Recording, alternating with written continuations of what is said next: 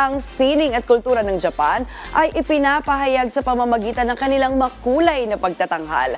At kaugnay niyan, isang espesyal na palabas ang itinanghal dito sa bansa. Dala ang yaman ng tradisyonal na sining ng Japan. Panoorin natin ito.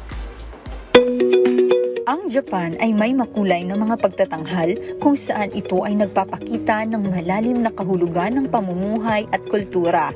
At para masaksihan ang ilan sa Japanese cultural performances, nagtanghal ang ilang performers ng Senju-Buyodan dito sa Pilipinas sa pangunguna ng Japan Embassy. Ang Senju-Buyodan ay paaralan ng tradisyonal na sining na nagsimula taong 1999. Ito ay pinangungunahan ni Mr. Senjo Einojo na isang traditional dance at shamisen instructor.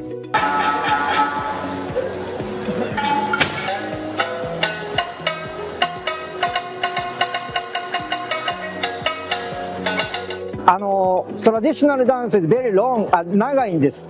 で、それを今の人たちに、飽きさせないように短くして、いろんなパーツを取り入れながら一つのパフォーマンスに仕上げてます。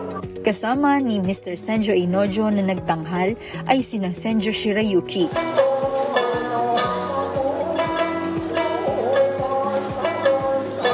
Senjo Eiyu,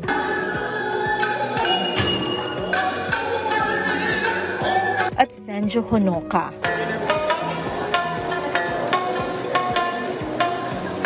若い人が多いって聞いたので、やっぱり将来性のある感じがするので、若い人に楽しんでいただいて興味を持っていただいて。 Filipinos are very welcome for the Japanese culture, I think, because already there are so many Japanese culture in Japan, pop culture, Japanese food, cuisine, restaurants. So I think many Filipinos are already fall in love in Japan. Ang pagtatanghal ng Senju-Buyodan ay mapapanood din sa ilang bansa sa Europa, tulad lang sa France, Czech, Spain at UK.